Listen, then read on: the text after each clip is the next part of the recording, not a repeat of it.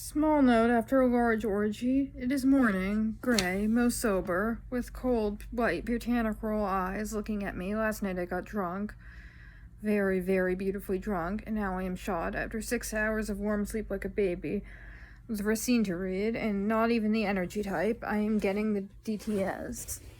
Or something. Hamish came in the cab, and there was a tedious time standing slanted against the bar in Miller's with some ugly, gat-toothed, squat, grinning guy in Meeson trying to be devastatingly clever and making intense, devastating remarks about nothing. Hamish pale, pink and light blue eyes. I drank steadily the goblets of the white gold whiskey masks, one after the other.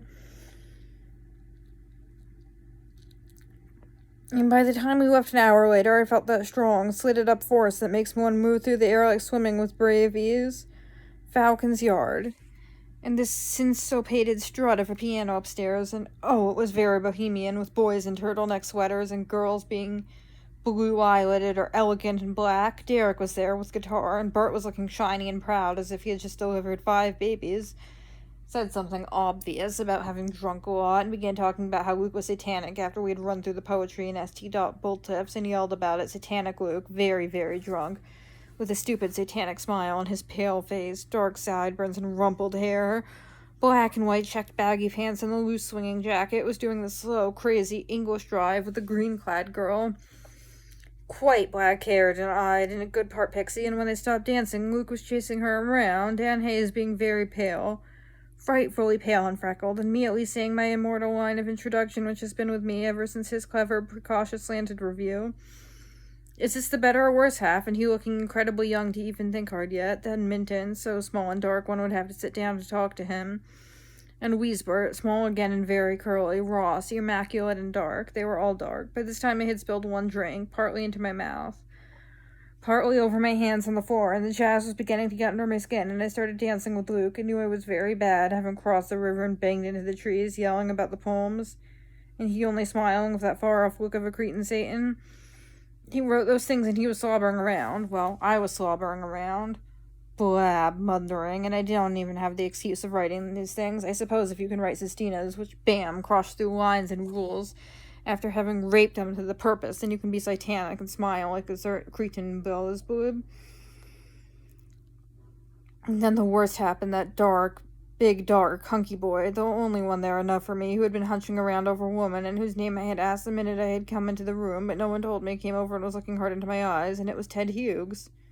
I started yelling again about his poems and quoting, "Most dear, unscathable diamond," and he yelled back, colossal, in a voice that should have come from a pole, "You like?" and asking me if I wanted brandy, and me yelling yes, and backing into the next room past the smug, shining blood face of dear Bert, looking as if he had delivered at least 9 or 10 babies, and bang, the door was shut, and he was sloshing brandy into a glass, and I was sloshing it at the place where my mouth was when I last knew about it.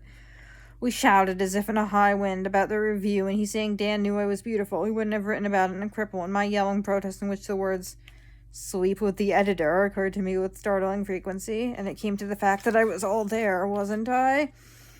And I stamped and screamed yes, and he had obligations in the next room, and he was working in London, earning £10 a week so he could later earn £12 a week, and I was stamping, and he was stamping on the floor, and then he kissed me, bang, smash on the mouth, and ripped my hairband off. My lovely red hairband scarf, which he has weathered the sun in much love, and whose like I shall never again find, and my favorite silver earrings. "Ha, I shall keep," he barked, and when he finished my neck, I bit him long and hard on the cheek, and when he came into the room, blood was running down his face. His poem, I did it. Aye, such violence. And I can see how women lie down for artists. The one man in the room who was as big as his poems, huge, with hulk and dynamic chunks of words. His poems are strong and blasting like a high wind in steel grinders. And I screamed in myself, thinking, oh, to give myself crashing, fighting, to you, the one man since I've lived who could blast Richard. And now I sit here, demure and tired and brown, slightly sick at heart. I shall go on. I shall write a detailed description of shock treatment. Tight, blasting short descriptions of not one smudge of coy sentimentality, and when I get enough I shall send them to David Ross. There will be no hurry, because I am too desperately vengeful now, but I will pile them up. I thought about the shock treatment description last night. The deadly sleep of her madness, and the breakfast not coming, the little details, the flashback to the shock treatment that went wrong, electrocution brought in, and the inevitable going down the subterranean hall. waking to a new world with no name, being born again and not a woman. I shall never see him again, and the thorny limitations of the day crowded in like the spikes in the gates at Queen's last night. I could never sleep with him anyway, with all his friends here and his close relation to them, laughing, talking. I should be the world's whore, as well as Roger at Strumpet. I shall never see him. He will never look for me. He said my name, Sylvia, and banged a black grinning look into my eyes, and I would like to try just this once, my force against his, but he never will come, and the blonde one, pure and smug and favored, looks. Is it with projected pity and disgust at this drunken, amphoric slut? But Hamish was very kind and would have fought for me. It gave him a kind of glory to take me away from them, these fines, and I am worth fighting for. I had been nice to him, I said. We walked out as the blonde one was coming in, and Oswald said in his dry sarcasm something about, "Tell us about bone structures," and that was the last party at St. John's where I lost the red glove, as tonight I lost the red bandeau where I lived with all the redness in my heart. Somehow these sluttish nights make me have a violent, nun-like passion to write and sequester myself. I shall sequester. I don't want to see anybody because they are not Ted Hughes, and I have never been made a fool of by a man. They are no phonies, Hamish said.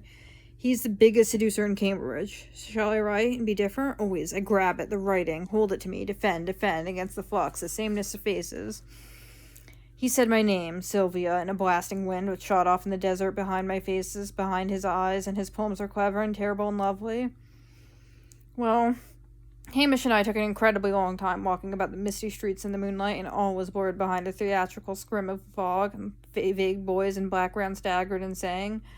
We hid behind a car, and he said the protectors are after me, and I kept blithering on about having faith and being lucky, always, if you believe in something, because you can walk on water.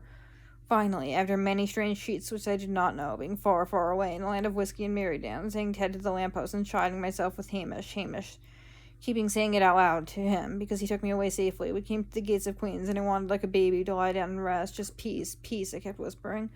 5 boys, 5 late babies came up and surrounded me, gently saying, "What are you doing here? Are you all right? Ma, you smell nice, that perfume, and may we kiss you?" And I just stood there huddled to the iron fence, smiling like a lost lamb and saying, "Dear, dear, babies." And then Hamish was among them, and they climbed over and crossed a wooden bridge that Newton once put together without poles.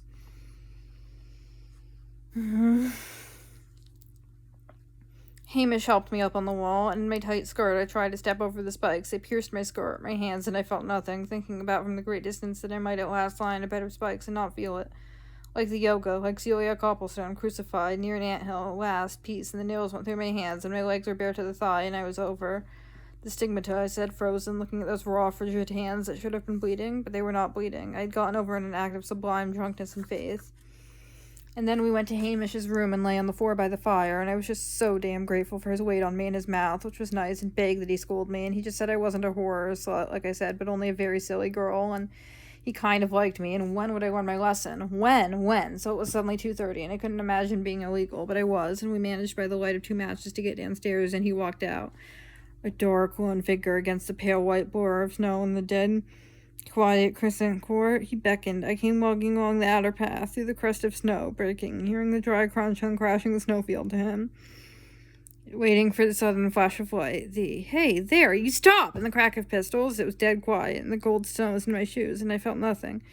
We went through the gap in the bog's hedge, and Hamish tested the ice on the river. He said the porter chopped it, but it was whole, and bore us, and we crossed, free, walking home. And I heard the clock striking 3 in the deadly quiet of dreaming people, and climbed the stairs somehow, and went somehow after hot milk to bed, and now it is today, and I slept only 6 hours, and I'm weary, and waiting till next day, and I can next to recover. I must write Racine paper today, dinner with Mallory, can I live, and then Rosen desperately tomorrow. Perhaps at dinner they will be laughing at me. Well, they are hardly white, even though they are men, but I shall be sober, oh, for so long. Why won't I see him again? But I won't. I dream of banging and crashing in a high wind in London. But I want to know him sober. I want to write to him with that kind of discipline and blade, so I shall shut up and get some sleep tonight and tomorrow. And do so.